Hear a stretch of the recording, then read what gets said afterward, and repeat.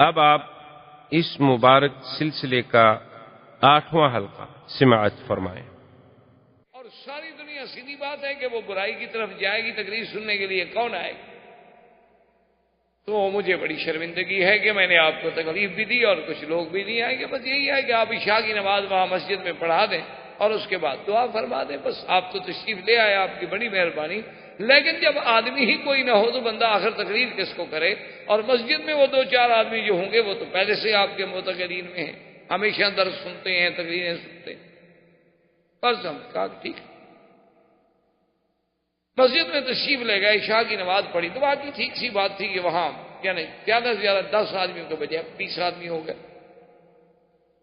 جب سلام پھیر کے سنتیں وغیرہ پڑھنی اور دعا کا وقت آیا تو والد صاحب کھڑے ہو گئے، انہوں نے کہا کہ دیکھو بھائی 10 ہوں یا 20 ہوں، آپ آئے تو ہیں، اللہ کے نبی تو ایک آدمی کو جا کے قرآن سناتے تھے، میرے سامنے تو کم از کم 20 آدمی بیٹھے ہیں۔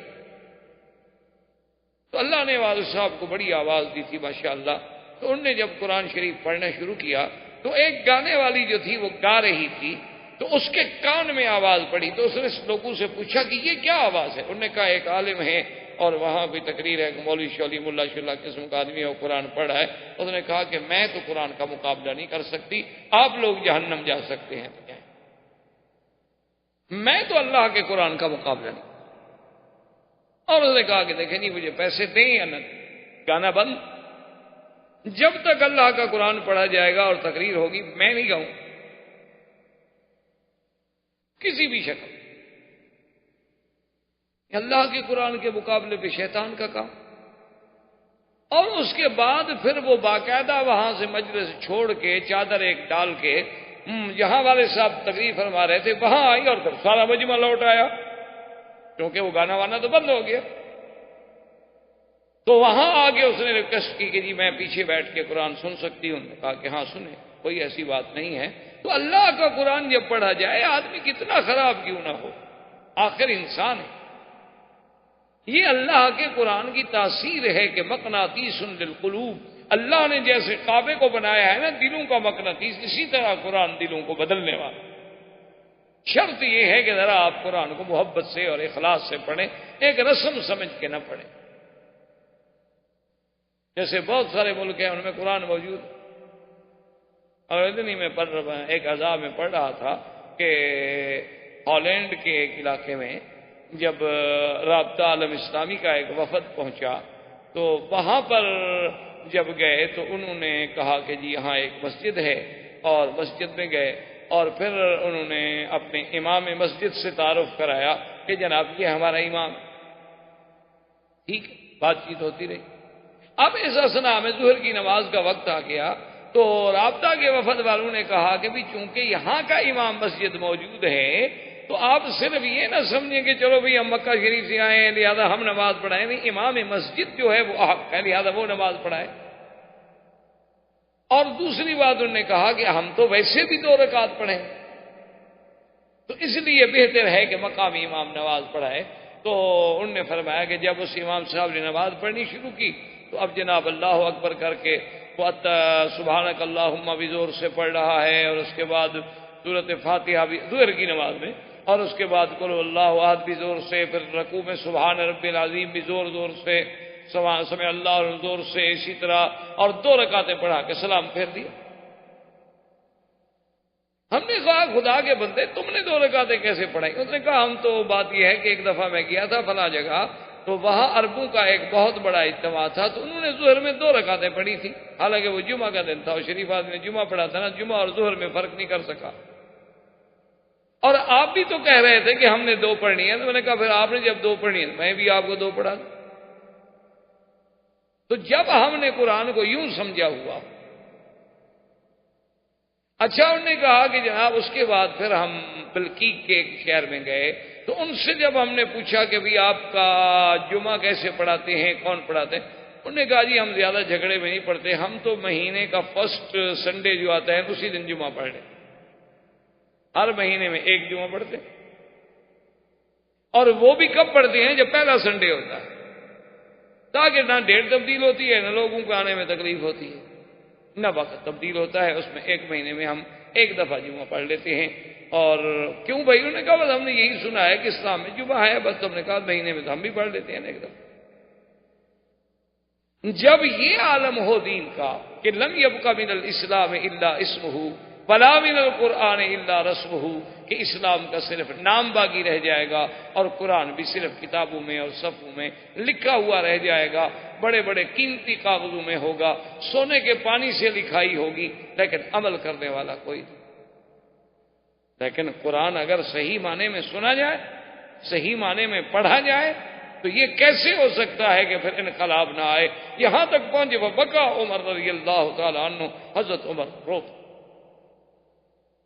اور اس کے فوراً بعد پوچھا کہ یا فاطمہ ایک کام کرو، خباب سے کہو یا سعید سے کہو کہ دلونی الی رسول اللہ، مجھے محمد عربی صلی اللہ علیہ وسلم کے ٹھکانے پہ لے جائیں اور مجھے بتائیں کہ اس وقت حضور کہاں ہوں گے۔ تو خباب کہتے ہیں کہ میں نے کہا کہ حضور اس وقت دار ارقم میں ہوں گے۔ تو اس نے کہا کہ اس وقت گرمی کا ٹائم ہے، کیا یہ حضور مل لیں گے؟ انہوں نے کہا کہ ایسی بات نہیں ہے، وہ کوئی دنیا کا بادشاہ نہیں، وہ قبیلے کا سردار نہیں، وہ تو رحمت دو جہاں ہے، وہ تو اللہ کا بھیجا ہوا نبی ہے، اللہ کا بھیجا ہوا بشیر و نذیر ہے، وہ تو انتظار میں ہے کہ آنے والا میرے پاس کب آ۔ فجاء عمر، حضرت عمر آئے، دروازے کو ناک کیا، اب اندر سے جھریوں سے دیکھا، صحابہ نے جو اندر موجود تھے ان میں سیدنا حمزہ رضی اللہ تعالیٰ عنہ بھی موجود۔ انہوں نے جب دیکھا تو آپ حضرت عمر اتنی دیر میں لباس تو بدل نہیں سکتے تھے، لباس تو وہی تھا، وہی آپ نے جو جنگ کے لیے تیاری کی ہوئی تھی، باقاعدہ ہتھیار سجائے ہوئے ہیں، اور جناب کمان پیچھے لٹک رہی ہے اور تیروں کی تھیلیاں لٹک رہی ہیں اور تلوار ایک لٹک رہی ہے اور ایک ہاتھ میں ہے، اور جناب اسی عالم میں ہیں۔ تو انہوں نے کہا کہ یا رسول اللہ، عمر دروازے پہ آیا ہے لیکن اس کی نیت اچھی نہیں معلوم ہوتی، کیوں اگر وہ ملنے کے لیے آتا یا اچھی نیت کے ساتھ آتا تو کبھی پھر تلواریں اٹھا کے تو نہ آتا، جو آدمی ملنے کے لیے آتا ہے وہ تلواریں لے کر تو نہیں۔ حضرت حمزہ رضی اللہ تعالی عنہ اسد اللہ و اسد رسول، ام رسول اللہ، میرے مدنی کے چچا ہیں جن کا لقب ہے اللہ کے شیر، اللہ کے رسول کے شیر۔ حضرت حمزہ این شباب ہے، بچپن ہے، ابھی ابھی گویا یوں سمجھے جیسے ہم کہتے ہیں نا مسیں بھیگ رہی ہیں، ابھی ابھی بال نکل رہے ہیں۔ حضرت حمزہ نے کہا کیا کہہ رہے ہیں، کیا بات کر رہے ہیں؟ کھول دو دروازہ، آنے دو عمر کو۔ اگر عمر کی نیت ٹھیک ہے، اگر عمر کسی صحیح ارادے سے آیا ہے تو ہم اپنی آنکھیں بچھانے کے لیے تیار ہیں، اور اگر عمر کی نیت خراب ہے اور اس نے میرے مدنی سرکار کو تکلیف دینے کی کوئی بات سوچی ہے تو خدا کی قسم ہے تم گواہ ہو جاؤ کہ تلوار بھی عمر کی ہوگی اور گردن بھی عمر کی۔ کوئی اکیلا مکے میں عمر بہادر پیدا ہوا؟ کھول دو دروازہ، آنے دو عمر کو، دیکھتے ہیں کیا کر۔ دروازہ کھولا، عمر تو پہلے بیٹھ چکے تھے، نظریں جھکی ہوئی ہیں، حضور کے سامنے آئے۔ ایک روایت میں آتا ہے فجذبہ بثوبہ، حضور پاک نے کپڑے سے پکڑ کے جھٹکا دیا، فرمایا ابھی تک وہ وقت نہیں آیا عمر،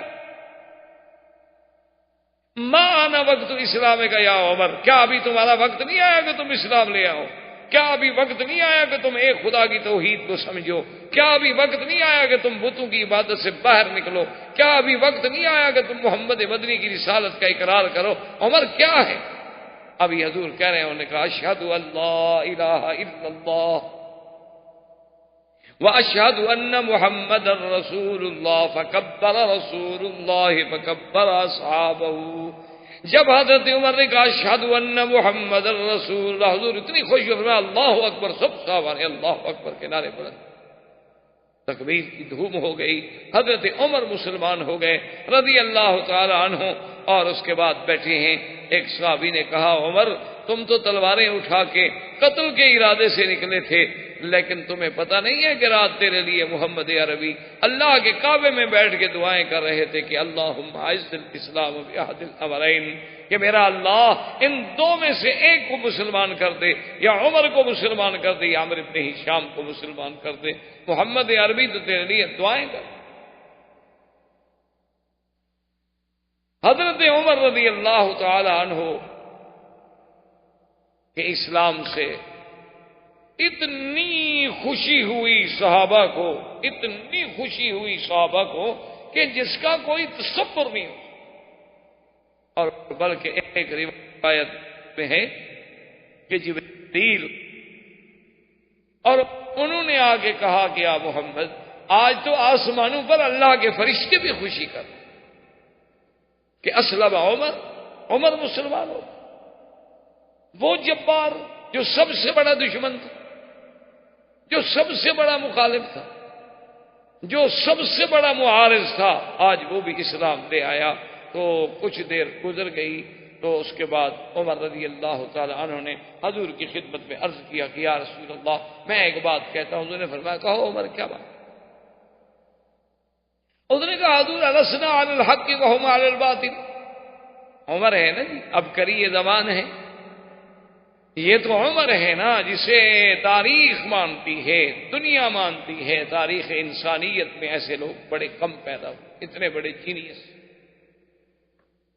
اس نے کہا کہ یا رسول اللہ صلی اللہ علیہ وسلم السنا علی الحق وهم علی الباطل، کیا یہ بات ٹھیک نہیں کہ ہم حق پر ہیں اور مکے کے مشرکین جو ہیں وہ باطل پہ ہیں؟ حضور نے فرمایا بالکل۔ اس نے کہا حضور یہ کیا بات ہوئی کہ یعبد اللات والعزیٰ، کہ لات و عزیٰ جیسے جھوٹے خداؤں کی عبادت تو کھل کے کی جائے مکے میں، جھوٹے معبودان باطلہ منات ہے، لات ہے، عزیٰ ہے، یہ کیا ہے؟ اب تو میری آنکھیں کھل گئی ہیں نا، یہ تو حجر ہے، اصنام ہے، کیا ہے؟ کچھ بھی نہیں۔ ان کی عبادت جو ہے یعبد اللات والعزیٰ فی المسجد، مسجد الحرام میں لات و عزیٰ کی عبادت تو کھل کے کی جائے، اور ہم سچے خدا کی عبادت جو ہے وہ کبھی مکانوں کے اندر، کبھی دار ارقم میں، کبھی بیت ام ہانی میں چھپ چھپ کے کریں یا رسول اللہ، یہ میری غیرت گوارا نہیں کرتی۔ کم از کم ہم 40 مسلمان ہیں، آپ حکم دیں صحابہ کو، آپ آگے چلیں، مسلمان آپ کے پیچھے چلیں، ایک طرف عمر ہوگا، ایک طرف حمزہ ہوگا۔ آج ہم دیکھتے ہیں کہ کون قریش ہم پر ہوگا۔ آج بھی مہربانی کریں، ہمیں ایک دفعہ تو کھل کے عبادت کر رہے تھے۔ حضور صلی اللہ علیہ وسلم راضی ہو گئے۔ تو اب اس منظر پہ یعنی آپ غور کریں کہ آج وہ دعوت سری جو تھی عمر کے آنے سے، ذرا اپنا دعوت بعثت کے بعد اللہ کے نبی کی جو دعوت تھی، توحید کی دعوت، آج اس کا رنگ بدلا کہ وہ اندر سے باہر آ گئی۔ پہلے دعوت ہوتی تھی لیکن علیحدہ گھروں میں چپکے سے۔ آگے حضور صلی اللہ علیہ وسلم ہیں اور پیچھے 40 صحابہ ہیں، دائیں آپ کے سیدنا حمزہ ہیں، بائیں حضرت عمر ہیں، اور سب صحابہ جو ہیں، ایک حدیث میں آتا ہے، ایک روایت میں آتا ہے کہ بس تھوڑے تھوڑے وقفے سے یہ کہہ رہے ہیں کہ لا الہ الا اللہ اللہ اکبر، لا الہ الا اللہ اللہ اکبر، یہ کہتے ہوئے بڑھ رہے ہیں۔ اسی پہ اقبال نے کہا تھا نا، اگرچہ بت ہیں جماعت کی آستینوں میں، مجھے ہے حکم اذان لا الہ الا اللہ۔ حضرت عمر ساتھ ہیں، اور قریش کو پتہ چلا، انہوں نے کہا کہ اسلم عمر مسلمان ہو گیا۔ قریش بھاگ کے آ رہے ہیں، روسائے قریش ہے، ابی جہل ہے، ابی لہب ہے، عتبہ ہے، عتیبہ ہے، شیبہ ہے، ربیعہ ہے، ولید بن المغیرہ ہے، عقبۃ بن ابی معیط ہے، امیہ بن خلف ہے، ابی بن خلف ہے، بڑے بڑے روسائے قریش، بڑے بڑے سادات قریش ہیں۔ ان کو جب پتہ لگا تو گھروں سے نکل آیا، آگے دیکھا، اور پھر جناب اس زمانے میں جب 40 آدمی اللہ کا نام لینے والے ہوں، ہماری طرح تو نہیں نام لیتے تھے،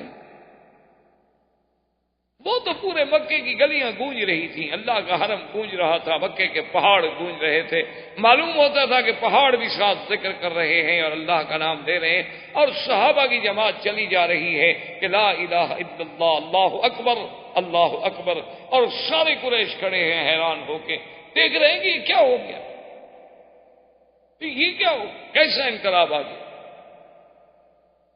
جب بالکل مسجد الحرام کے قریب آئے تو عمر نے کان جہیر صوت، حضرت عمر بڑے بلند آواز، بڑا اللہ نے انہیں یعنی جبروت، طاقت، قوت، صلاحیتوں سے نوازا تھا، اتنی آواز میں شدت تھی کہ کبھی اگر بعض مورخین تو ایسا بھی لکھتے ہیں کہ عمر کبھی اگر غصے میں آ کے دھاڑ دیتے تھے تو عورتوں کے حمل گر جاتے، لیکن یہ بات ہمیں کسی حدیث میں نہیں۔ بہرحال اتنا کوئی شک نہیں کہ بلند آواز۔ حضرت عمر کھڑے ہو گئے، قافلہ رک گیا، اور کفار قریش کو مخاطب ہو کے کہا کہ اس نے کہا کہ سودائے قریش، روسائے قریش، سن لو، اگر تم میں سے کسی کو شک ہو ابن خطاب پر تو سن لو تم بھی کہ اشہد ان لا الہ الا اللہ واشہد ان محمد الرسول اللہ، اور اس کے بعد میں تمہیں کہتا ہوں آگے بڑھو اگر آج تم نے اپنے بچوں کو یتیم کرانا، اور آج جس کو یہ شوق ہو کہ اس کی عورت بیوہ ہو جائے، بچے یتیم ہو جائے، تو عمر کی تلوار کا مقابلہ۔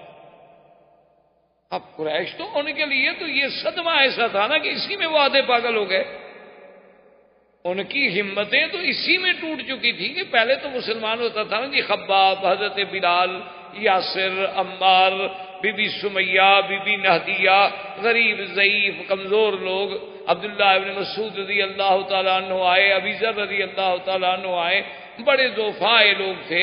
عمر تو آخر ایک قریش میں سے ایک بہت بڑے ستون تھے، تو ان کے لیے تو پہلے ابھی وہ اس حیرت سے نہیں نکلے تھے، لیکن مقابلہ کریں تو کیسے کریں۔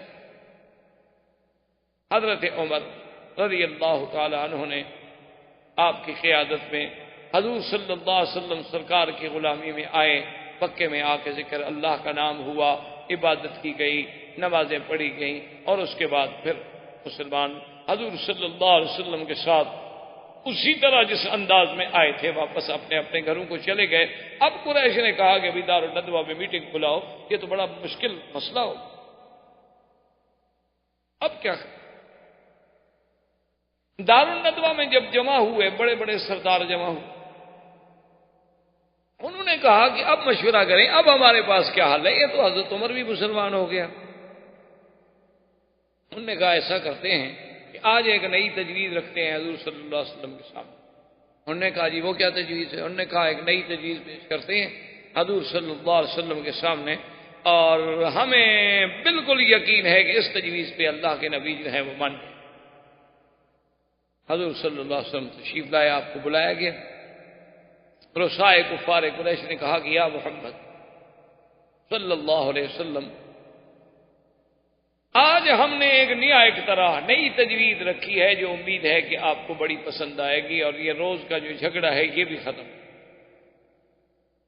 اور ایسی تجویز ہے کہ آج تک ہم نے آپ کے سامنے نہیں رکھی، اس پہ مہربانی کر کے آپ بڑے ٹھنڈے دل سے غور کریں۔ انہوں نے فرمایا ٹھیک ہے، کہو کیا بات۔ انہوں نے کہا کہ بات یہ ہے کہ ہم نے اب یہ فیصلہ کر دیا ہے کہ آپ اور ہم صلح کر لیتے ہیں، ایک دن جو ہے آپ ہمارے خداؤں کی عبادت کریں اور ایک دن ہم آپ کے خدا کی عبادت کرتے ہیں، صلح کر لیں، جھگڑا ختم کر۔ فرفض رسول اللہ، حضور نے فرمایا کیا کہہ رہے ہیں؟ انہوں نے کہا اچھا حضور اگر آپ کو یوں منظور نہیں نا، چلو ایسا کرو، ایک دن جو ہے آپ ہمارے الہا کی تعظیم کریں، عبادت کریں، ان پہ آپ پہ سلام کریں، ان پہ آ کے مسا کریں، انہیں چومیں چاٹیں، اور 8 دن جو ہے نا ہم آپ کے خدا کی عبادت کریں گے۔ دیکھو ہم 8 دن، آپ ایک دن۔ حضور نے فرمایا یہ بھی قبول نہیں۔ انہوں نے کہا اچھا حضور ہم ایک قدم اور آگے بڑھتے ہیں کہ آپ ایک دن عبادت کریں، ہم 1 مہینے تک آپ کے خدا کی عبادت کریں۔ حضور نے فرمایا یہ بھی قبول نہیں۔ انہوں نے کہا کہ اچھا جناب ہم اس سے بھی اور آگے جاتے ہیں، آپ 1 دن کے لیے ہمارے خدا کی عبادت کریں، ہم 1 سال تک آپ کے خدا کی عبادت کریں گے، چلو مسئلہ ختم کرو، جھگڑا تو نہ ہو نا۔ حضور نے فرمایا بدبختو تم کیا سمجھ، 1 دن عبادت کرو یا 1 گھڑی عبادت کرو، بندہ تو کافر ہو گیا۔ غیر اللہ کی عبادت جو ہے وہ یہ تو نہیں ہے نا کہ جیسے آج کل مسلمان ہیں نا جی ماشاءاللہ، وہ بھی باہر تبوت شاہ حسین میں، ایک فارسی میں محاورہ مشہور ہے کہ ہر تبوت پہ شاہ حسین کہنے کے لیے ہماری قوم تیار ہے۔ ان کو حضرت حسین کی شہادت سناؤ یہ رونے لگ جاتی ہے، ان کو کہو یزید بہت بڑا بہادر تھا، بہت بڑا ایڈمنسٹریٹر تھا، پھر بھی خوش ہو جاتی ہے، اچھا آدمی بڑا اچھا تھا، منتظم تھا، دیکھو نا اتنا بڑا حادثہ ہو گیا، کنٹرول کیسے کیا، کوئی گڑبڑ کی، ہلنے نہیں دیا کسی کو۔ تم ایک سید کو مار کے دیکھ لو، اس پہ بھی حاضر ہیں، تعریف کرنے کے لیے تیار ہیں ماشاءاللہ۔ ان سے کہو ماشاءاللہ کہ جناب کل نماز پڑھیں گے، بارش آ جی، کہیں گے بہت اچھی بات ہے، اور کہیں گے جی رات اچھی فلم لگی ہو، کہیں ٹھیک ہے جی ادھر بھی چلیں، کوئی ایسی بات نہیں، دونوں راضی رہیں، اللہ بھی راضی رہے، شیطان سے بھی تعلق قائم رہے۔ صبح کو پی اور شام کو توبہ، رند کے رند رہے اور مسلمانی بھی نہ گئی۔ ماشاءاللہ مسلمان بھی ہیں، وہ تو رات کو پیتے ہیں نا، دن کو تو نماز پڑھتے ہیں۔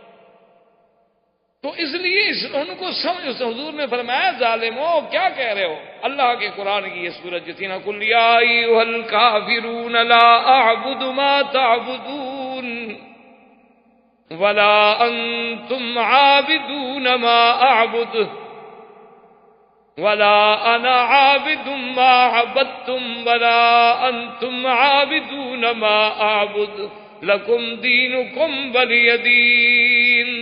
اللہ نے فرمایا میرے بدنی کھڑے ہو کے برات کا اعلان کر دیں کہ کافروں کیا لا اعبد ما تعبدون، میں تو ہرگز عبادت نہیں کر سکتا ان چیزوں کی جن کی تم پوجا کرو۔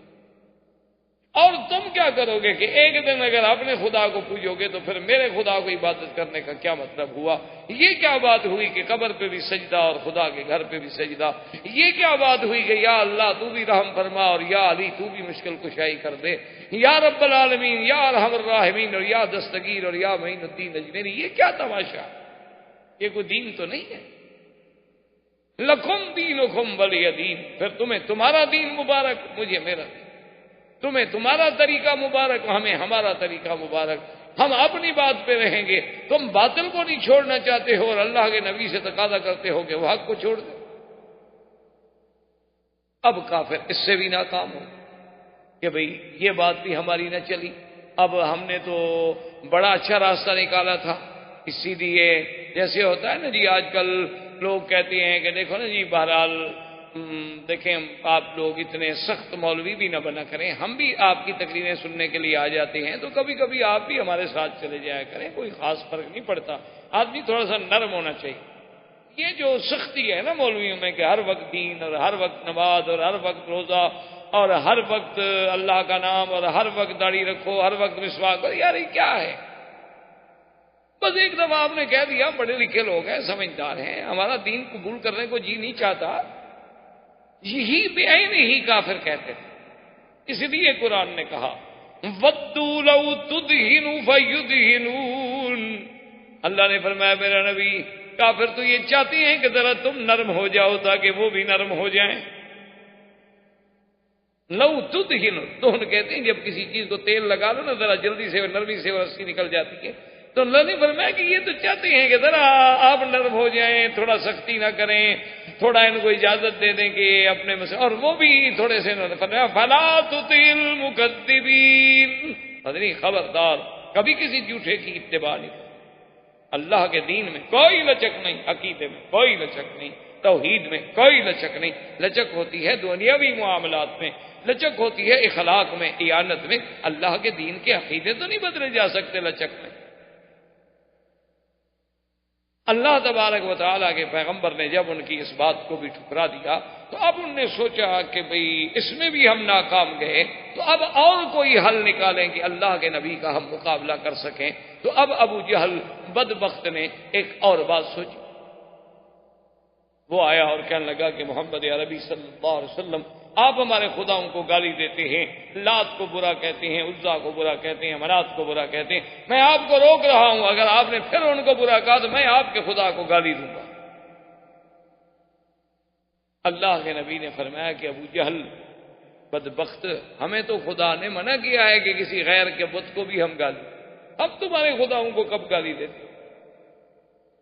ہمارا دین تو ہمیں یہ اجازت ہی نہیں دیتا کہ ہم کسی کو گالی دیں، ہم کسی کے دین کو گالی دیں، ہمارے اسلام میں یہ گنجائش نہیں ہے۔ تم کیا کہہ رہے ہو کہ ہم تمہارے خداؤں کو ہم تو کہتے ہیں کہ یہ خدا نہیں ہے، تم اس بات کو اگر گالی سمجھتے ہوتی ہے الگ بات، ہم تو یہ کہتے ہیں کہ یہ تمہارے ہاتھوں کے بنائے ہوئے بت ہیں، یہ تمثیلات ہیں، یہ شکلیں ہیں، یہ صورتیں ہیں، تم نے خود گھڑی ہوئی ہیں، اللہ نے کوئی ان کا حکم نہیں دیا، کوئی تمہارے پاس اس پہ دلیل کوئی نہیں، اور نہ ہی یہ آلہہ ہیں بلکہ یہ ایک جھوٹی تصور و تخیل کی ایک اپنی بنائی ہوئی دنیا ہے جس کا حقیقت سے کوئی تعلق نہیں. ہم تو تمہیں یہ بات کہتے ہیں، اسی کو تم گالی سن. انہوں نے کہا بہرحال کچھ ہو، میں یہ اب برداشت نہیں کروں گا کہ کوئی ہمارے خداؤں کی بے عزتی. اب بات اور تقابل میں آ گئے. اللہ تبارک و تعالیٰ کے نبی، اللہ تبارک و تعالیٰ کے نبی پر ایمان لانے والے وہ اپنی بات پہ جمے ہوئے ہیں، اور کفر نت نئے بہانے سوچ رہا ہے کہ کس طرح مسلمانوں کو اپنے اسلام سے ہٹایا جائے. اللہ تبارک و تعالیٰ آپ کو مجھے اسلام پہ قائم و دائم رکھیں. وما علینا الا البلاغ.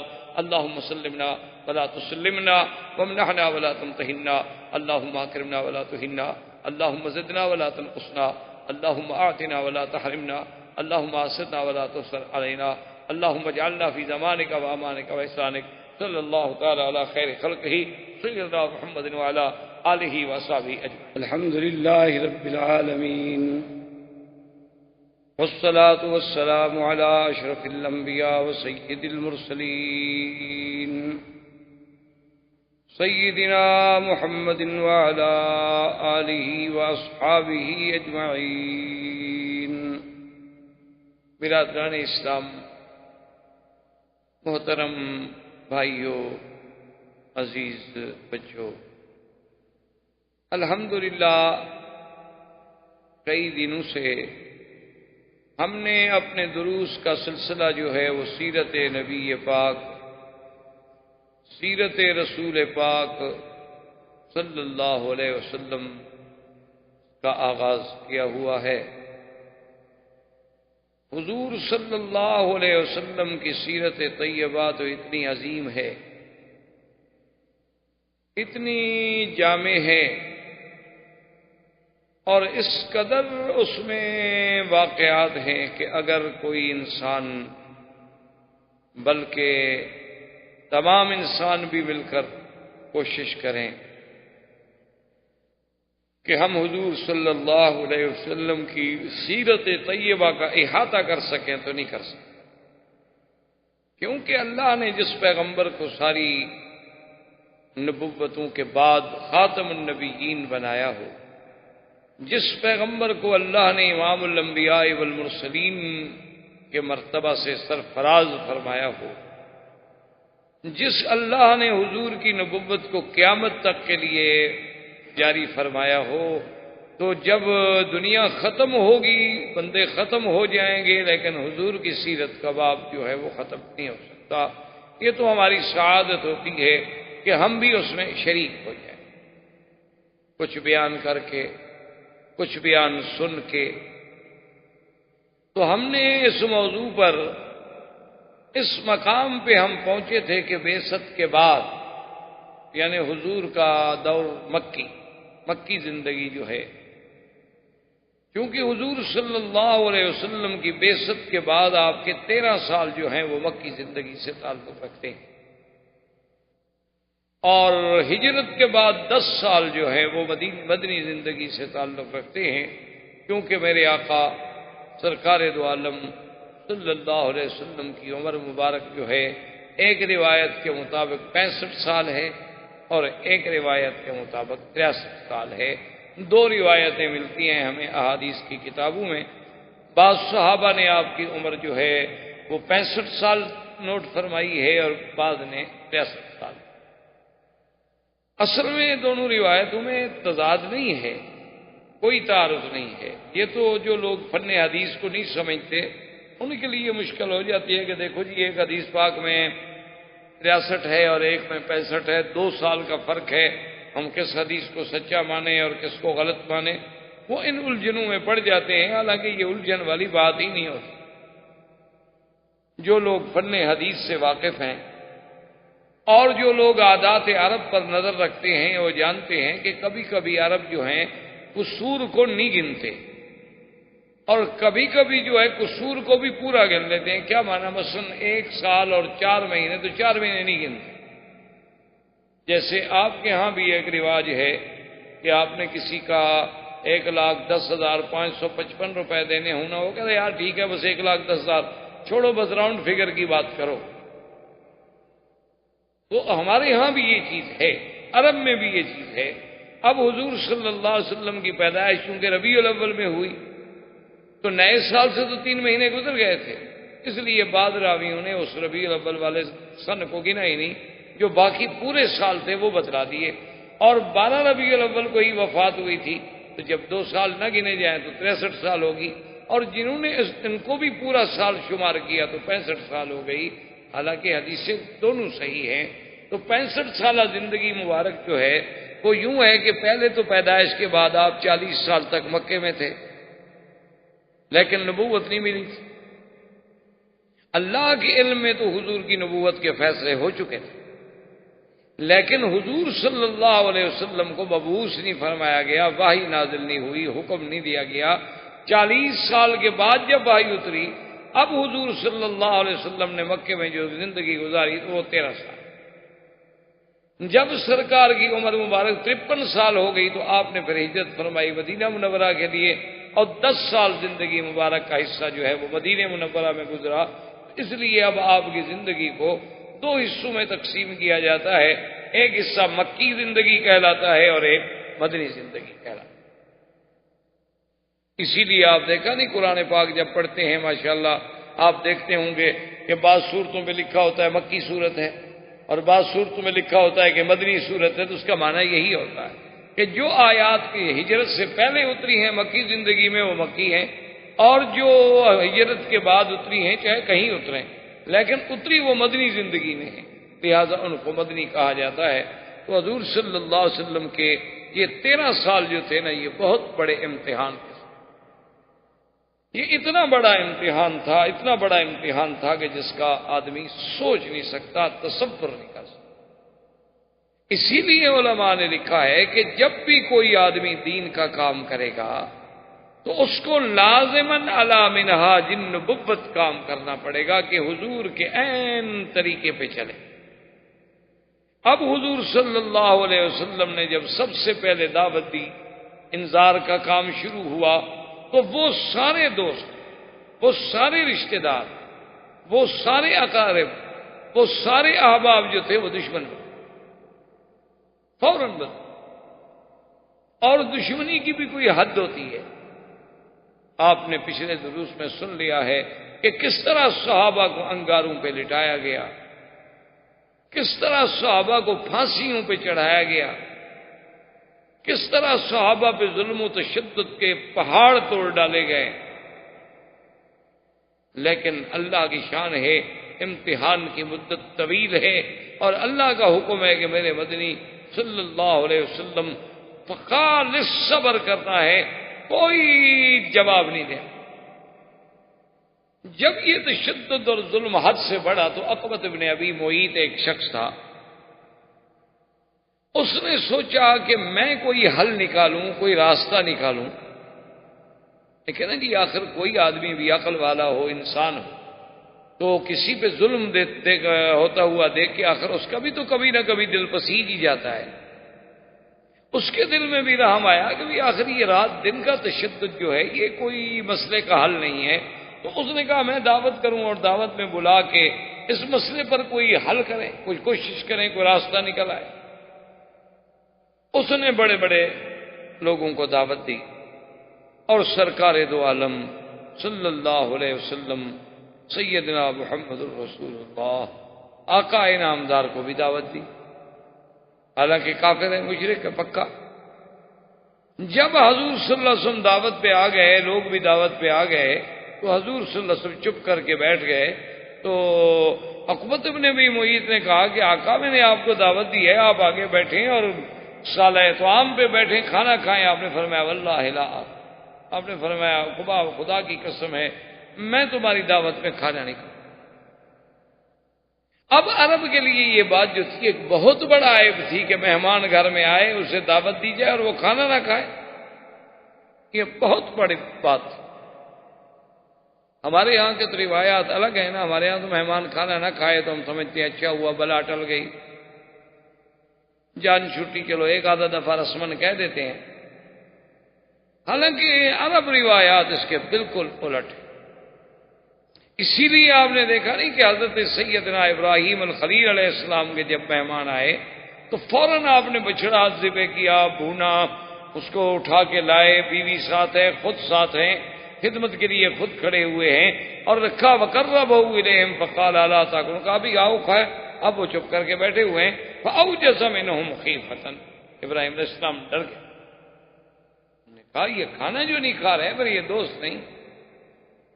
تو پھر انہوں نے بتایا، انہوں نے کہا ابراہیم الخلیل آپ نہ ڈریں، ہم تو اللہ کے فرشتے ہیں، ہم تو کھاتے ہی نہیں نا، ہم تو کھانے سے پاک ہیں، اور آپ نے تو پوچھا ہی نہیں ہم سے، اور آپ چپ کر کے چلے گئے اور فوراً بچھڑا ذبح کر کے تشریف لے آئے۔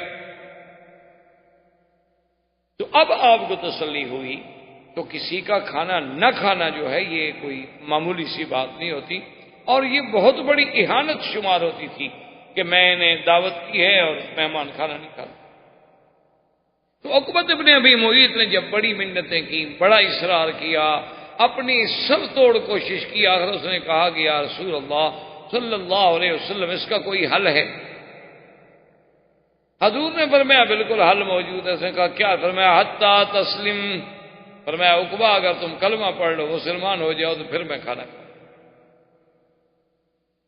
اللہ کے نبی کی شان ہے نا کہ وہ مشرک کا کھانا نہیں کھاتا۔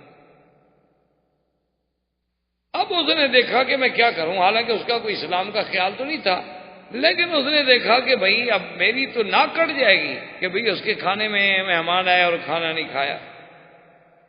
اس نے کہا کہ اشہد ان لا الہ الا اللہ واشہد ان محمد رسول اللہ، چلو حضور میں مسلمان ہوتا ہوں، آپ کھانا کھائیں۔ آپ نے کہا ٹھیک ہے، اب میں کھانا کھاتا ہوں۔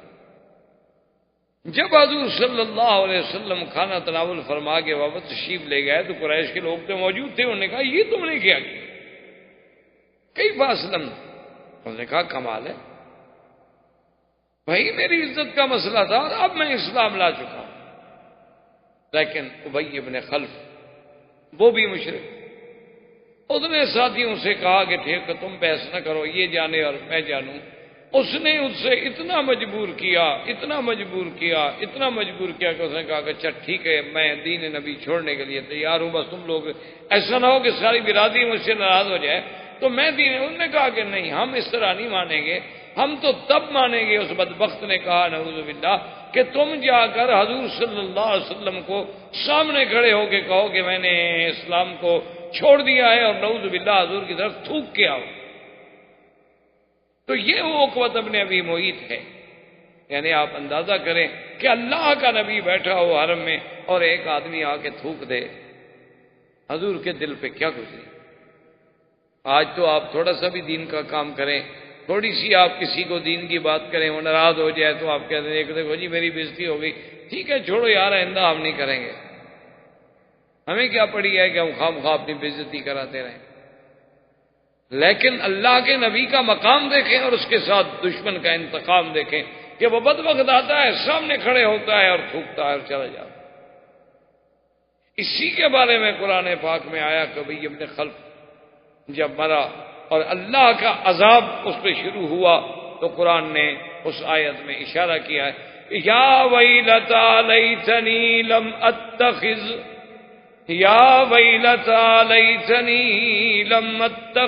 فلانا خلیلا لقد اضلنی عن الذکر بعد اذ جاءنی وَكَانَ الشَّيْطَانُ لِلْإِنسَانِ خَذُولًا، کہ وہ حسرت کرے گا، تندم کرے گا اور کہے گا ہائے کاش اس بندے کو میں دوست نہ بناتا، اس کی بات میں نہ مانتا، میں اسلام کو نہ چھوڑتا، میں حق کی صداقت کو قبول کرنے کے بعد راستے سے نہ ہٹتا، لیکن اسی شخص نے مجھے بہکایا، اسی نے مجھے بھٹکایا اور اسی نے مجھے صراط مستقیم سے علیحدہ کر دیا۔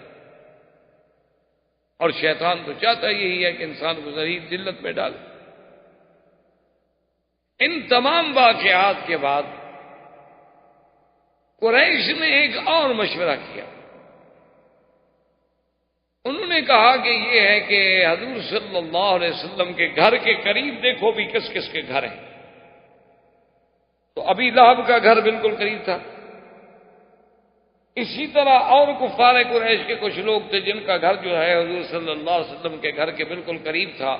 تو ان بدبختوں نے یہ طے کر لیا کہ کہ اپنے گھر کا کوڑا کرکٹ گندگی جتنی ہے نا سب جا کے حضور کے گھر کے آگے ڈال دیا کرو روزانہ. اب اس زمانے میں یہ تو تھا نہیں کہ بلدیہ کی گاڑیاں آئیں گی، ملازم آئیں گے، وہ جھاڑو لگائیں گے، صفائی کریں گے، تو کوئی دور ہی نہیں تھا. ہر آدمی کو اپنے گھر کی صفائی کرنی پڑتی تھی، اور اگر کوئی بڑا آدمی ہوا تو اس نے ذاتی نوکر رکھ لیے، اور حضور صلی اللہ علیہ وسلم کے پاس تو نوکر تھا کوئی نہیں.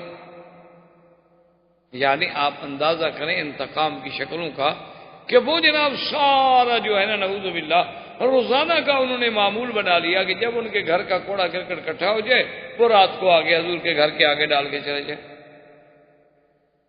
اب ایک آدمی کے گھر کا کوڑا کرکٹ بھی ہٹانا مشکل ہوتا ہے، جبکہ 10 گھروں کا نعوذ باللہ روز ڈال دیا جائے تو کیا عالم ہوگا. اور پتہ ہے حضور روایات میں آتا ہے صرف اتنی فرماتے، جب کھڑے ہوتے فرماتے اہذا حق الجوار، بس. اور صرف اتنی بات حضور فرماتے کہ کیا ہمسایہ گیری کا یہی حق ہے جو تم کر رہے ہو؟ چلو تمہیں میری نبوت پر ایمان نہیں، تمہیں میری رسالت پر ایمان نہیں، لیکن ہمسایہ گیری کے بھی تو کچھ اصول ہے نا.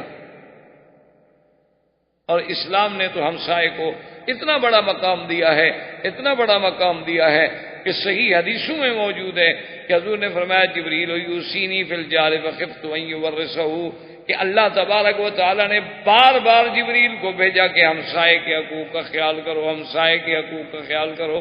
حضور نے فرمایا میں تو ڈر گیا کہ کہیں پتہ نہیں اللہ تبارک و تعالی ہمسائے کو بھی میراث میں حقدار بنائیں گے کہ جیسے بیٹے بیٹیوں کو حصہ دیتے ہو ہمسائے کو بھی حصہ دو. یعنی اتنا بڑا حق ہے. اور عرب کا ایک محاورہ بھی ہے کہ الجار جار ولو جار، کہ جار جو ہے ہمسایہ ہمیشہ ہمسایہ ہی ہوتا ہے، چاہے وہ ظالم بھی کیوں نہ ہو، چاہے ظلم بھی کیوں نہ کرے، آخر ہمسایہ. اور حق الجوار جو ہے یہ تو بڑی مشہور سی بات. تو حضور صرف اتنی بات فرماتے اہذا حق الجوار، مکے والوں یہی ہمسایہ گیری کا حق ہے جو تم کر رہے. لیکن انہوں نے کہاں باز آنا تھا جی، وہ تو دشمن تھے. ان کا تو پروگرام ہی یہی تھا کہ حضور صلی اللہ علیہ وسلم کو اتنا ستایا جائے، اتنا تنگ کر دیا جائے کہ اللہ کا نبی جو ہے دعوت توحید کی تبلیغ سے باز آ جائے. ایک دن ابو جہل بدبخت نے ایک اور تجویز سوچ لی. اس نے سب قریش کے سردار بیٹھے ہوئے تھے، اس نے کہا بھی بات سنو، یہ گھر کے آگے ہم نے گندگی ڈالی ہے، سب کچھ کیا ہے، راستے میں بھی کوڑا کرکٹ ڈالا ہے، کبھی کبھی حضور پہ بھی پھینک دیتے تھے بدبخت، لیکن اس سے بھی تو حضور کی دعوت میں کوئی کمی نہیں آئی. تو اب ایسا کریں کہ جب حضور اللہ کے گھر میں عبادت کر رہے ہوں نا تو اسی قسم کی کوئی کوڑا کرکٹ جو ہے حضور کی نماز کی حالت میں حضور کے اوپر ڈالے. چلو بھی جتنے آدمی بیٹھے تھے نے کہا بتاؤ کون ایسا کرے گا. تو یہ عقبۃ ابن ابی معیط اس نے کہا کہ میں کروں.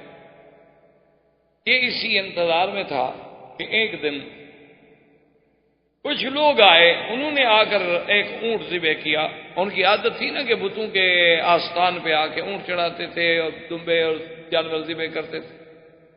انہوں نے جب اونٹ کو ذبح کیا تو زمزم کے اس طرف حضور صلی اللہ علیہ وسلم بھی عبادت میں نماز میں مشغول تھے، اور آپ زیادہ تر نماز پڑھتے تھے ما بین الرکنین، حجر اسود اور رکن یمانی کے درمیان. زیادہ حضور یہاں بیٹھ کے نفل پڑھتے، نماز پڑھتے. اور وجہ علماء نے یہ بھی لکھی ہے کہ یہاں سے جب آپ یوں کھڑے ہوتے مسجد اقصیٰ کی طرف رخ کرتے تو یہ کعبہ بھی تو درمیان میں آ جاتا تھا، نماز اسی کی طرف پڑھتے تھے. لیکن کھڑے ایسی جگہ ہوتے کہ یہ کعبۃ اللہ جو ہے یہ بھی درمیان میں رہے.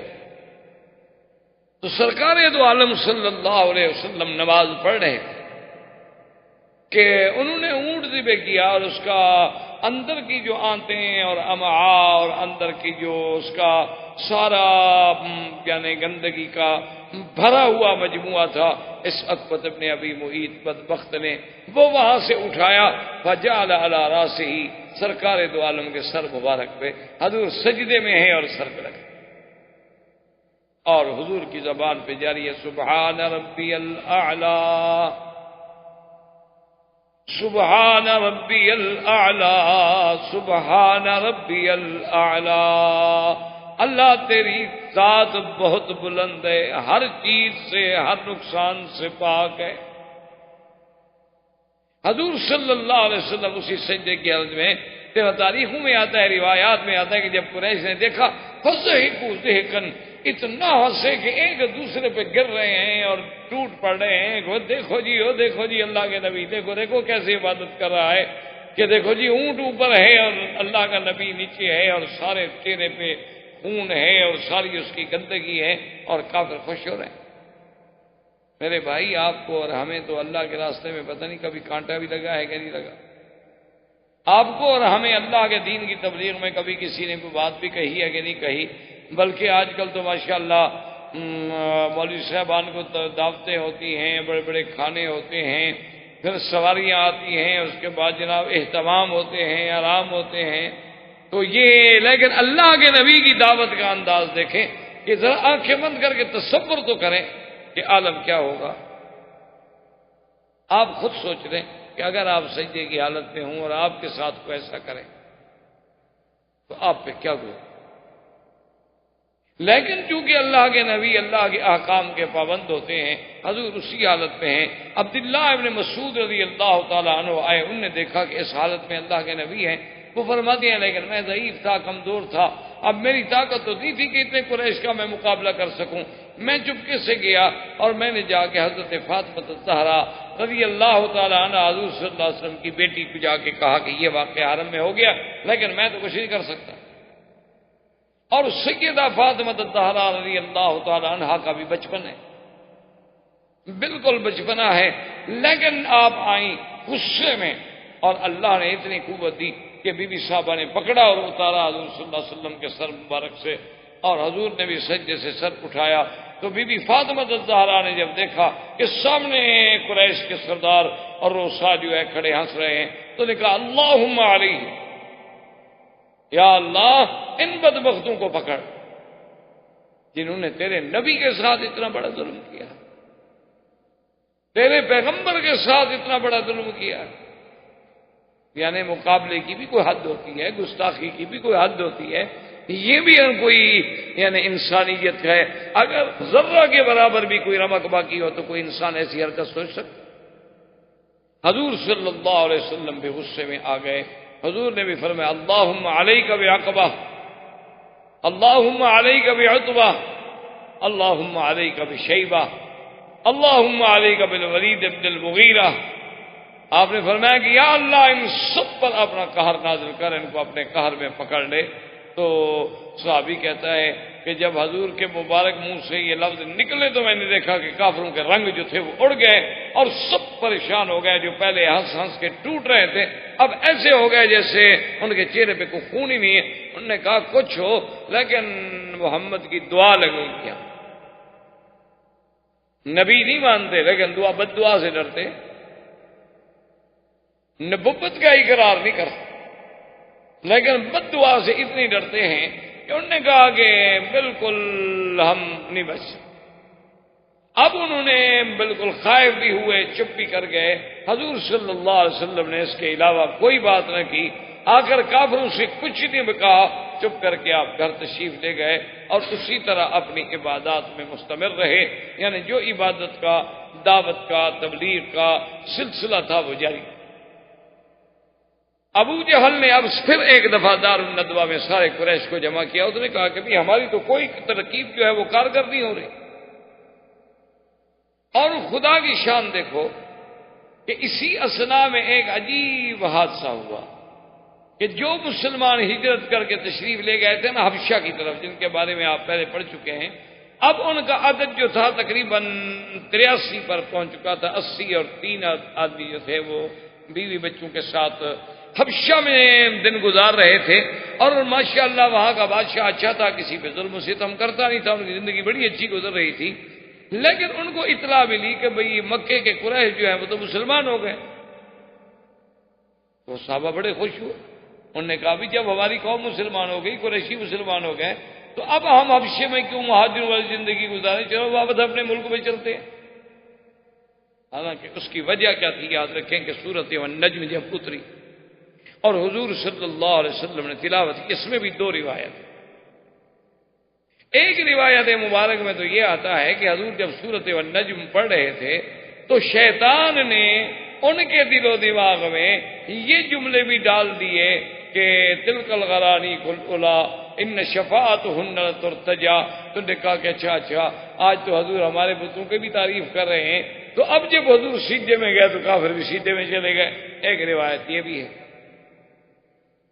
اور ایک روایت میں اس قصے کا کوئی ذکر نہیں، بلکہ یہ ہے کہ جب حضور نے سورۃ النجم پڑھی، اللہ کا قرآن اور زبان محمد مصطفیٰ صلی اللہ علیہ وسلم، آپ جب اس آیت پہ آخر میں پہنچے گی هذا نذير من النذر الأولى أزفت الآزفة ليس لها من دون الله كاشفة.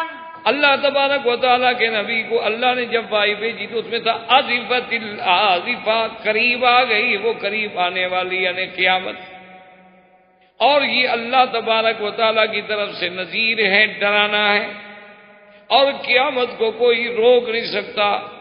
اور تمہارا حالت یہ ہے کہ أفمن هذا الحديث تعجبون وتضحكون ولا تبكون وأنتم سامدون فاسجدوا لله واعبدوا. اللہ نے حکم دیا کہ یہ کیسے لوگ ہیں جو قرآن افمن ھذا الحدیث تعجبون، اللہ کے قرآن سے تم تعجب میں آتے ہو کہ یہ کیسا کلام، اللہ کا قرآن سن، کیسے لوگ، اور اللہ کا قرآن اور نبی کی باتیں سن کے تم ہنستے ہو.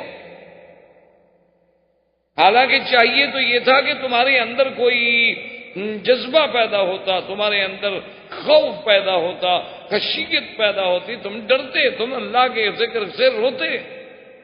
اللہ والے تو اللہ کا قرآن سن کر ان کی تو ہچکیاں بن جاتی تھیں. اور کبھی کبھی یہ بھی ہوتا تھا، حدیثوں میں موجود ہے کہ کبھی کبھی ایسی آیت بھی اتری ہے کہ حضرت عمر ایک آیت سن کے بیمار ہو جاتے تھے، بستر سے اٹھ نہیں سکتے تھے، لوگ آتے تھے عیادت کرنے کے لیے کہ کیا حال ہے، خیریت ہے. لیکن اللہ نے فرمایا تم کیسے لوگ کہ تم بیٹھے ہو اور ہنستے ہو. تو جب اللہ کا حکم آیا کہ فاسجدوا للہ واعبدوا فسجد رسول اللہ، حدیث میں آتا ہے کہ حضور سجدے میں گر گئے، مسلمان بھی سجدے میں گر گئے، اور کافروں پر بھی قرآن کا اتنا اثر ہوا کہ وہ کچھ نہ سمجھے لیکن وہ بھی سجدے میں گر گئے. قرآن کا ایک اثر، کیسے اثر؟ ہمیں کچھ دوستوں نے سنایا کہ ایک دفعہ، پہلی دفعہ جب قاری عبد الباسط، اب تو وہ بھی فوت ہو گئے، اللہ ان کی قبر پہ رحمتیں فرمائے، وہ جب پاکستان میں تشریف لائے تو ایک علاقے میں انہیں دعوت دی گئی تلاوت قرآن کے لیے، اور وہ جب آتے تھے تو بڑے بڑے اجتماع ہوتے تھے، لاکھوں کے قرآن سننے کے لیے لوگ آتے تھے، بڑے بڑے قاریوں کے اجتماع ہوتے تھے، اور ایک عجیب منظر ہوتا تھا کہ رات کا سما ہے اور اللہ کے قرآن کی تلاوت ہو رہی ہے، اور پوری دنیا سے، ملک سے چنے ہوئے قاری آ رہے ہیں، اور ہر قاری کا پھر اپنا ایک انداز. تو وہاں پر ایک رافضی تھا، ایک شیعہ تھا، جو اس علاقے کا بہت بڑا سردار بھی تھا، اور اس علاقے کا وہ ایک سیاسی لیڈر بھی تھا، اور اس علاقے میں صوبائی وزیر کے لیول کا بھی آدمی تھا، عہدے کا. تو وہ نہ آیا دعوت. تو اس سے جا کے ایک وفد ملا، انہوں نے کہا کہ جناب آپ کیا کر رہے ہیں، چلو تقریریں ہوں، جلسے ہوں تو پھر بھی ہے، وہ اصل میں تھا رافضی شیعہ تھا، تو پھر تو چلو تو آپ نہ جائیں کہ چلو بھی اہل سنت کا جلسہ ہے، ممکن ہے ہمارے بارے میں کوئی سخت لفظ کہیں گے، اور یہاں تو کوئی مقصد ہی نہیں، یہاں تو صرف تلاوت قرآن ہوگی، اب کوئی اردو کا، کوئی اپنی زبان کا، کوئی تقریر کا تو ایک لفظ بھی نہیں ہوگا. اس نے کہا کہ بھائی ٹھیک ہے، لیکن سنیوں کا پروگرام ہے، اور پھر ہم قرآن سمجھتے نہیں ہیں، ہمیں عربی تو آتی نہیں. وہ سیاسی آدمی تھا نا، اس نے بہانہ بنایا، اس نے کہا ہم تو قرآن سمجھتے نہیں. تو بغیر سمجھے ہوئے سننے کا کیا فائدہ جب آدمی سمجھ نہ سکے. انہوں نے کہا جی بغیر سمجھنے کے بھی اللہ پاک ثواب تو دیتے ہیں. مجبور کیا لے آئے. تو وہ بھی چونکہ اس علاقے کا ایک انتہائی اہم آدمی تھا، اسٹیج پہ بیٹھا تھا، تو سب قاری پڑھتے. اب قاری عبد الباسط کی جب باری آئی، اور قاری عبد الباسط نے جناب جب قرآن شریف پڑھنا شروع کیا اور وہ رنگ اور سما بنا نا جی، تو وہ اتنا بے ہوش ہوا کہ وجد میں اپنی میز سے، کرسی سے گر کے نیچے جا. اسے پتہ کوئی نہیں تھا کہ میں کہاں پڑا ہوں، کہیں ٹوپی پڑی ہے، کہیں کچھ پڑا ہے، اور جناب وہ مٹی میں پڑا ہوا ہے، لوگوں نے اٹھایا، کیا ہو گیا؟ اس نے کہا مجھے نہیں پتا۔ اللہ کے قرآن کا ایسا اثر ہو رہا تھا کہ میں نے تو یہ سمجھا کہ پتہ نہیں ابھی عبد الباسط نے بس نہ کیا تو شاید عذاب کے فرشتے آ کے مجھے پکڑ لیں گے، میں تو ڈر کے مارے گر گیا۔ تو قرآن پاک کا تو ایک اثر تو ہوتا ہے نا جی، چاہے دوست ہو چاہے دشمن ہو، کیونکہ دنیا کی کوئی طاقت اس کے اعجاز کا مقابلہ نہیں کر سکتی۔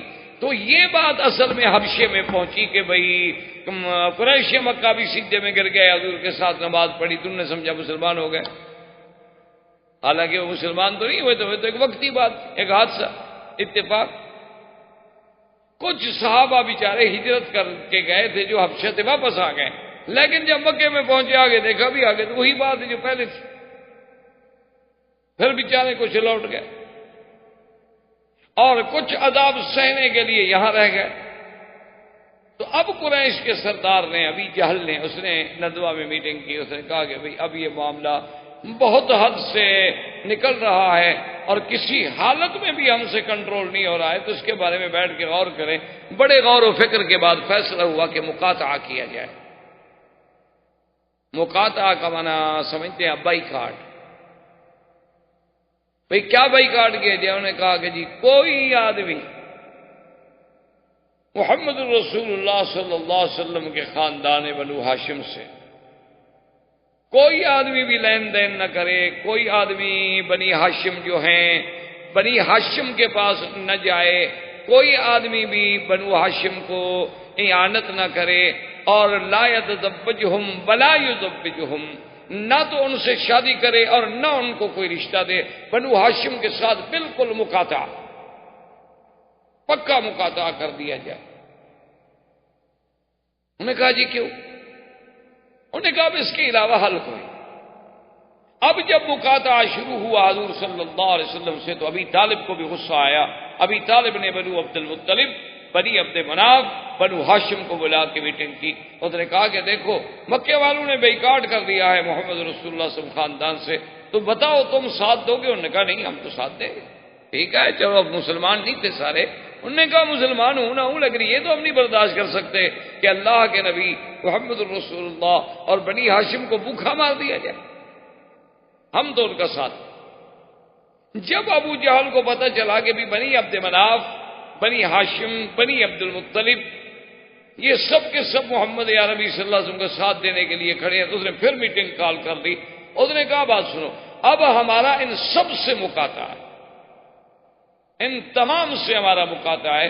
اور انہوں نے کہا ایسے بات نہیں چلے گی، بلکہ فقط ابو صحیفۃ فعلقوها فی داخل الکعبۃ المشرفہ، ایک صحیفے پر انہوں نے شرط لکھ لی کہ بھی بنی ہاشم، بنی عبد مناف، بنی عبد المطلب ان کے ساتھ ملنا ملانا، کھانا پینا، بیچنا لینا دینا، نکاح رشتہ سب بند۔ اور یہ معاہدہ لکھنے کے بعد کعبہ شریف کے اندر اس کو لٹکا دیا۔ ان کی عادت تھی کہ کوئی اگر اہم قسم کا کوئی معاہدہ ہوتا تو یہ اس کو کعبۃ اللہ میں لٹکا دے۔ اب جناب مقاطعہ شروع ہوا تو ابی طالب نے بھی سوچا کہ بھئی یہ مکے میں تو اتنی پابندیاں ہیں، اس کا ہم کب تک مقابلہ کریں گے؟ تو یہ لوگ مکے سے اٹھ کے باہر وادی میں چلے گئے جس کا نام شیب ابی طالب پڑ گیا۔ ابھی بھی ایک علاقے کو شیب ابی طالب کہا جاتا ہے، لیکن علماء تاریخ نے لکھا ہے کہ وہ یہ جگہ نہیں تھی بلکہ وہ تو بہت مکہ سے کچھ بہت دور تھی۔ یہ بھی ابی طالب کا چونکہ جگہ تھی اس لیے یہ بھی شیب ابی طالب کہلاتا۔ آپ اگر مروہ کی جانب سے نکلیں تو جہاں مولد الرسول صلی اللہ علیہ وسلم ہے، جہاں حضور پیدا ہوئے، اب وہاں مکتبہ ہے، حرم کی لائبریری ہے دینی کتابوں کی۔ اس سے آپ غزے کی طرف اگر جائیں تو جب آپ اوپر کے حصے میں جائیں گے تو یہ علاقہ شیب ابی طالب ہے، اور پھر اس کے ساتھ شیب عامر ہے، اور شیب عامر کے ساتھ اب جہاں آپ نے دیکھا ہوگا نا کچھ سرنگیں آگے ملتی ہیں، یہ وہ جگہ ہے جس کا نام ہے خندمہ۔ یہ وہ جگہ ہے خندمہ جس کے بارے میں تاریخ میں ایک بڑا مشہور جملہ ہے عربوں کے ہاں کہ اکرمہ فر من خندمہ، کہ اکرمہ جو تھا وہ فتح مکہ کے دن اسی خندمہ کی جگہ سے بھاگا تھا، فرار ہو گیا۔ تو اب جناب وہ باہر چلے گئے، انہوں نے کہا کہ چلو ہم باہر جا کے رہتے ہیں مکے والوں کے ساتھ، اب ہم کیا کریں جب بھی ہمارے ساتھ ملتی ہی نہیں۔ تو اب انہوں نے آپس میں جو کچھ ایک دوسرے کے ساتھ تھا وہ مدد کی، لیکن آخر وہ مدد کب تک چلے؟ حکیم ابن حزام ایک شخص ہے، وہ بھی کافر تھا، مسلمان نہیں تھا، بعد میں اسلام اللہ نے نصیب کیا۔ اس کو جب پتہ چلا تو وہ تو اونٹ پر سامان لے کر، کھانے پینے کا سامان لے کے چلا، کبھی کچھ ہو جائے لیکن میں یہ پہنچاؤں گا بنی عبداللہ، بنی ہاشم کو اور بنی عبد المطلب کو، ہماری رشتے داری۔ تو جب وہ حکیم ابن حزام آیا مکہ کے قریب تو ابھی جہل راستے میں مل گیا بدبخت، اس نے کہا الی این یا ابی حکیم ابن حزام، فقال ھذا شانی، انہوں نے کہا کہاں جا رہے تھے؟ کہا میری مرضی۔ کیوں جھوٹ بھی تو نہیں بولنا چاہتا تھا؟ اس نے کہا ہاں ہاں مجھے پتا ہے کہ تم یہ بنی ہاشم کی مدد کے لیے جا رہے ہو، تمہاری رشتے داری ہے نا بنی عبد المطلب کے ساتھ، تو آج تمہارا دل بھی پسیج گیا۔ اس نے کہا چھوڑو میں جہاں بھی جا رہا ہوں میری مرضی۔ اس نے کہا کہ نہیں یہ نہیں ہو سکتا، میں تمہیں نہیں چھوڑ سکتا کہ تم جا کے میرے دشمنوں کو کھانے پہنچاؤ۔ فجاء ابو البختری، ابو البختری نامی ایک شخص تھا، وہ بھی آ گیا، وہ بھی سرداروں میں سے تھا۔ اس نے کہا کیا بات ہے؟ حکیم نظام نے کہا کہ دیکھو میں جا رہا ہوں، اور یہ ابھی جال کہتا ہے کہاں جا رہے ہیں؟ میں نے کہا میری مرضی میں جہاں جاؤں۔ تو اس نے کہا ابھی جال سے، اس نے کہا ابھی جال عجیب بات ہے، حکیم ابن حزام کوئی عام آدمی ہے، وہ بھی تو سردار ہے، کیا تم ہر آدمی کے گلے میں لگ رہے ہو؟ تو وہ حر ہے، آزاد ہے، اس کی مرضی جہاں جائے۔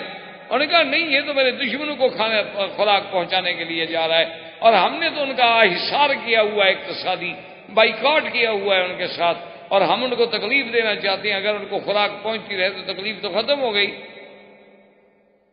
لیکن ابو البختری نے کہا، اس نے کہا ابھی جہل ہٹ جاؤ۔ ابھی جہل نے کہا نہیں ہٹوں گا۔ تو ابو البختری نے مارا ابھی جہل کو، ابھی جہل وہاں سے شرمندہ ہو کر اس نے کہا تم کون ہو کہ ہر سردار کا راستہ روکتے ہو؟ اگر یہ ہے تو پھر میں بھی اس کے ساتھ۔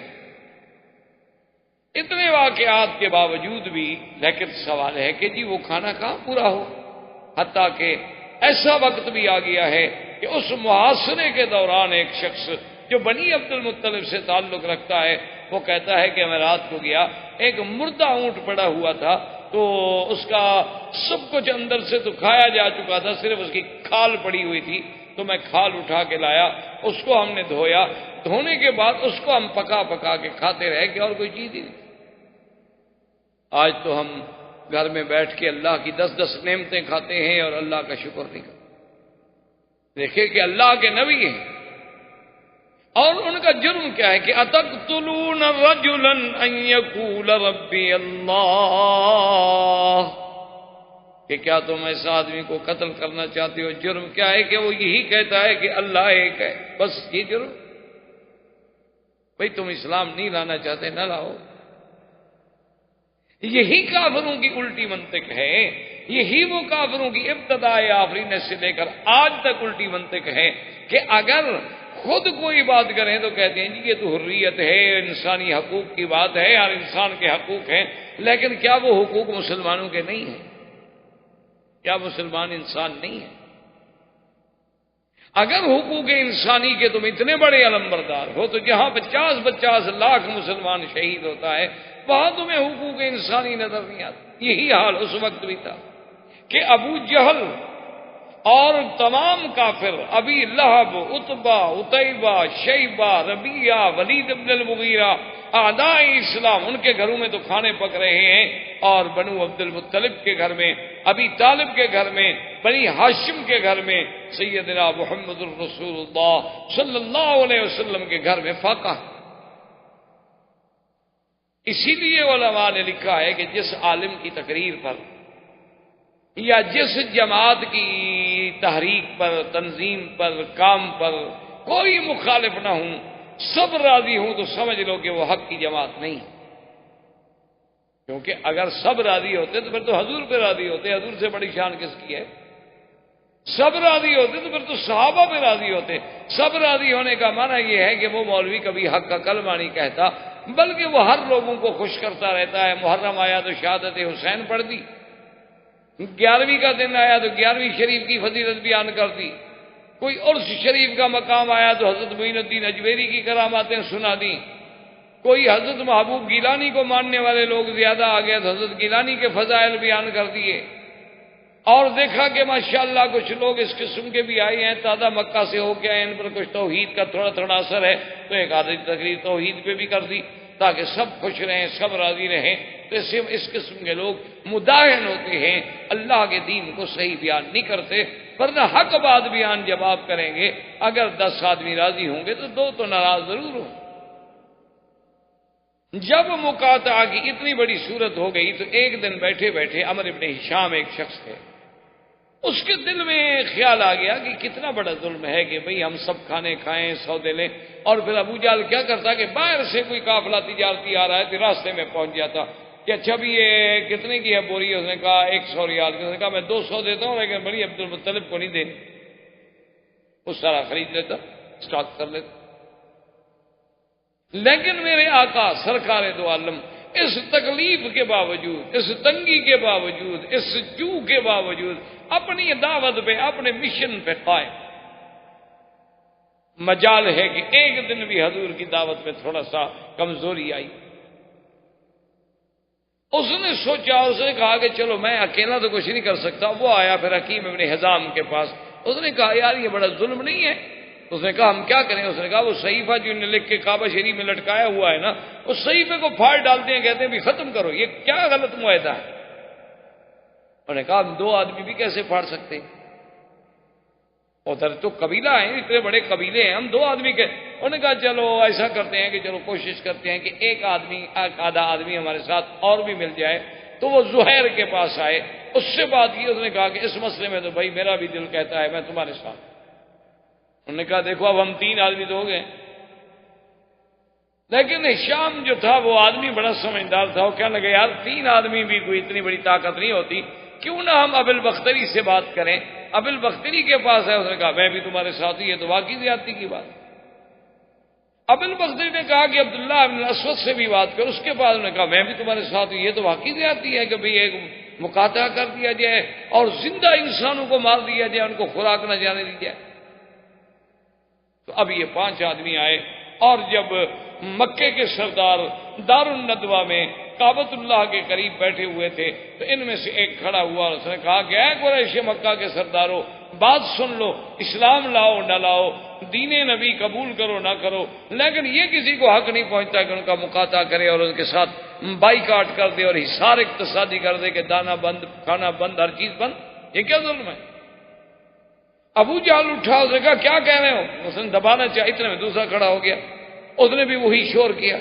تو ابو جہل کے بھی 1-2 ساتھی کھڑے ہوئے تھے، اس کا تیسرا کھڑا ہو گیا، اس کا ایک اور ساتھی کھڑا ہوا تو ادھر سے ابو البختری کھڑا ہو گیا۔ جب یہ 5 آدمی کھڑے ہوئے تو اب وہ بھی ڈر گئے، کیا کر بھی یہ بھی تو 5 آدمی ہیں اور یہ بھی تو قبیلے والے ہیں۔ اور نے کہا کہ دیکھو قریش مکہ دیکھ لو، ابھی ہم کعبہ شریف کے اندر جا رہے ہیں اور جو تم نے وہ صحیفہ لکھ کے لٹکایا ہے وہ اللہ کے نبی کے خلاف جو تم نے معاہدہ لکھا ہے نا، ابھی ہم اس کو لاتے ہیں اور پھاڑتے ہیں تمہارے سامنے، جرأت ہے تو پھر ہمارا بھی مقابلہ کرو۔ ابو جہل بھی سمجھدار تھا، اس نے سوچا کہ یہ تو مسئلہ بڑھ جائے، یہ تو بائیکاٹ کے بعد جنگ شروع ہو گئی، اور اگر ایسی بات ہو گئی تو حضور صلی اللہ علیہ وسلم کو تو یہ 5 قبیلے مفت میں مل گئے امدادی۔ تو وہ چپ رہا، اور وہ کہتے ہیں کہ جب ہم کعبے کے اندر داخل ہوئے اور اس صحیفے کو اتارا تو کیا دیکھتے ہیں کہ اس کو تو دیمک کھا چکی ہے، صحیفے میں کوئی لفظ ہی باقی نہیں، آخری کونے کاغذ کے باقی ہیں۔ اللہ کو بھی یہ منظور تھا کہ یہ معاہدہ باقی نہ رہے، اور وہ باہر لے کے آئے، انہوں نے آ کے قریش کو دکھلایا، انہوں نے کہا ظالموں، جو تم نے معاہدہ کیا تھا دیکھو کعبۃ اللہ میں دیمک کیسے آ گئی، اور ایک لٹکتی ہوئی چیز کو کیسے اس نے ہضم کر دیا۔ تو اس کا مطلب یہ ہے کہ وہ رب کعبہ بھی یہ چاہتا ہے کہ یہ ظلم ہے اور ظلم کبھی قائم نہیں رہے۔ تو اب وہ مقاطعہ تھوڑا سا ختم ہو گیا، تو حضور صلی اللہ علیہ وسلم نے سوچا، اور اس وقت تک تقریباً 70 آدمی جو تھے وہ اسلام لا چکے، 83 آدمی حبشے میں موجود تھے، اور 70 آدمی جو تھے وہ مکے میں موجود تھے جو اسلام لا چکے تھے۔ بعض لوگ جو تھے وہ کھل کے کہہ دیتے تھے حضرت عمر کی طرح، لیکن اکثر لوگ جو تھے وہ اپنے آپ کو چھپا کے رکھتے تھے، جرأت کے ساتھ کھل کے میدان میں نہیں آتے۔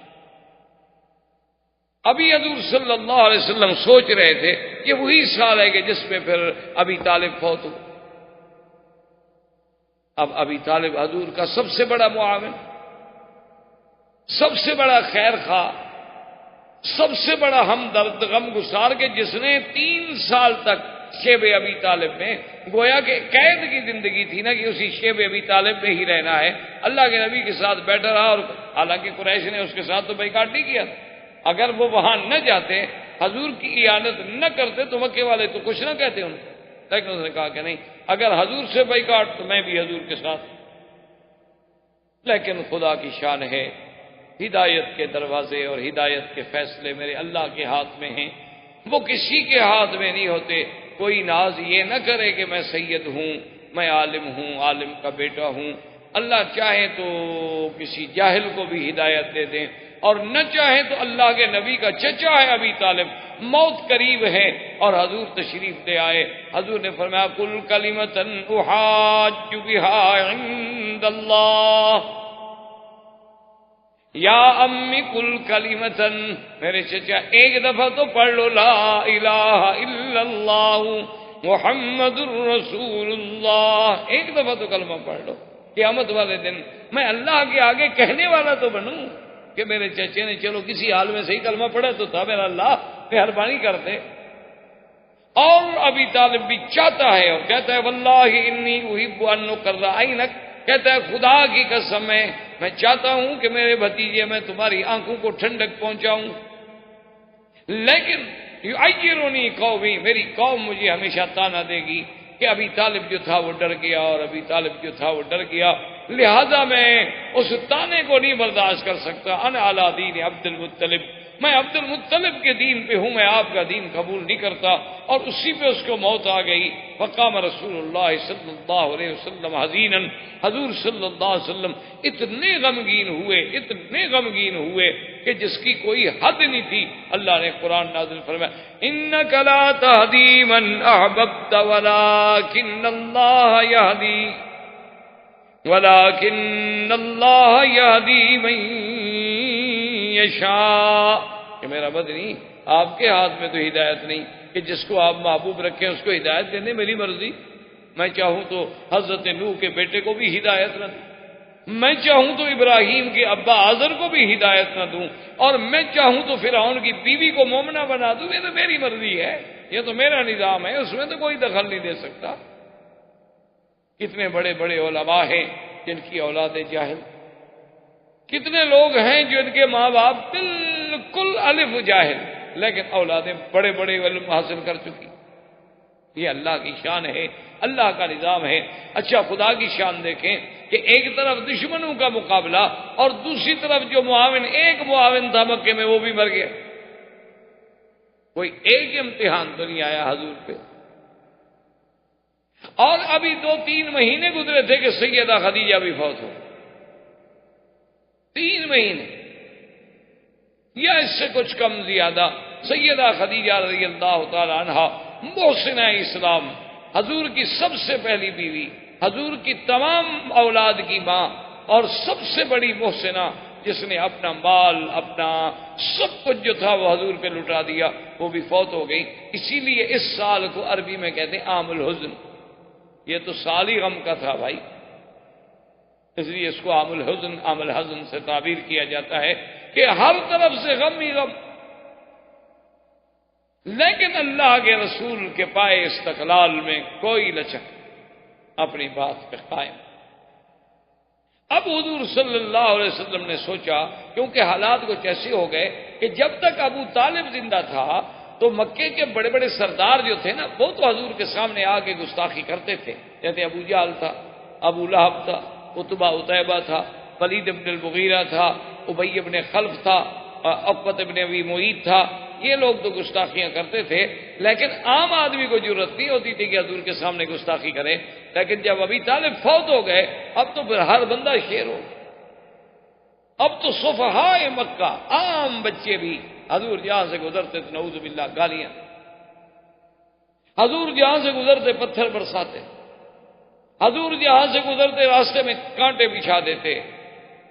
اب حضور صلی اللہ علیہ وسلم نے سوچا کہ معاملہ چونکہ اس حد تک چلا گیا ہے تو اس کا کوئی حل سوچوں، کیوں نہ ہو کہ میں مکے سے کچھ باہر نکلوں، کہ شاید اللہ تبارک و تعالی میرے آبان و انصار جو ہیں کچھ باہر سے پیدا کر۔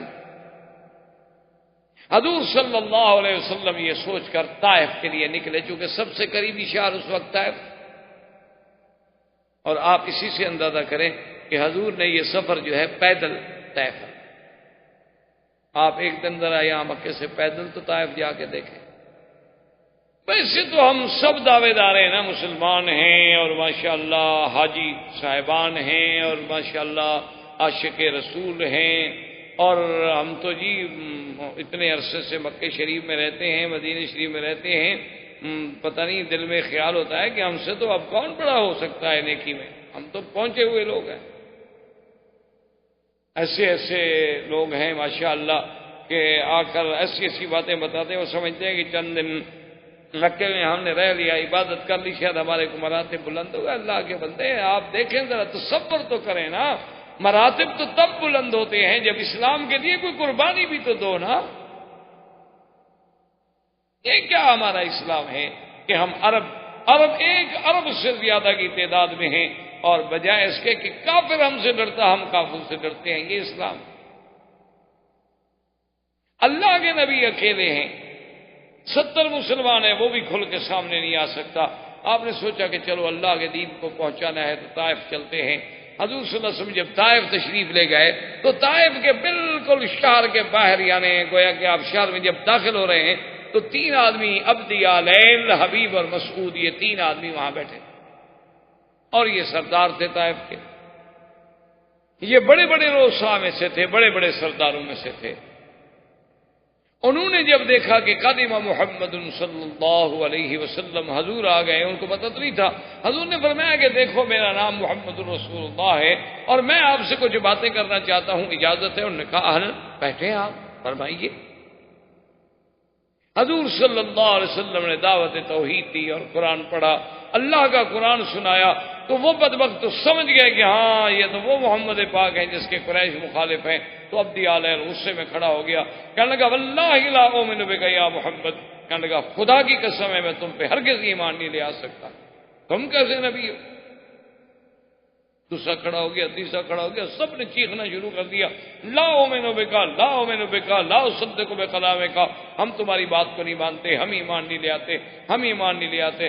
اتنا شور کیا، حضور صلی اللہ علیہ وسلم فرماتے ہیں کہ میرے غم میں مزید اضافہ ہو گیا اللہ کے راستے میں۔ میں حیران ہوں کہ میرا مولا، کہ میں نے یعنی مکہ چھوڑا، طائف آیا کہ شاید کوئی راستہ نکلے، یہاں بھی راستے مسدود ہو رہے ہیں۔ تو حضور نے فرمایا کہ میں نے ان سے بات کی، میں نے کہا کہ دیکھو تم سردار ہو، عقل والے ہو، چلو تم میری بات نہیں مانتے ہو نہ مانو، لیکن مجھے روکو تو نہیں، میں طائف والوں کو جا کے بات تو کروں۔ انہوں نے کہا ہم کیوں آپ کو روکے نہیں؟ حضور صلی اللہ علیہ وسلم نے طائف میں جانا، آپ نے کہا اچھا میں تو جاتا ہوں، اور انہوں نے جناب لڑکوں کو اور آباشوں کو حکم دیا، حضور کے سامنے حضور قرآن پڑھتے ہیں، وہ تاڑیاں پیٹتے ہیں۔ یعنی آپ اندازہ فرمائیں، آپ نے کبھی اپنے ساتھی کو بھی دین کے لیے نہیں کہا ہوگا، آپ نے اپنے کبھی کسی دوست کو بھی دین کے لیے آمادہ نہیں کیا ہوگا، اور کاروں میں بیٹھ کر بھی نہیں کہا ہوگا، لیکن خود سوچیں کہ حضور پاک نے کہاں طائف ہے، پیدل چل کے پہاڑیوں میں، اور ظالم کافر جو ہیں پتھر برسا رہے ہیں اور پاؤں سے خون بہ رہا ہے، پھر بھی محمد بدری کی زبان میں اللہ کا قرآن۔ جیسے کہ کسی نے کہا تھا نا کہ سرے دار بھی پکارا، لبے بام بھی صدا دی، میں کہاں کہاں نہ پہنچا تیری دید کی لگن۔ احباب کرام، اس کے بعد اب آپ اس مبارک سلسلے کی CD نمبر 9 سماعت فرمائیں۔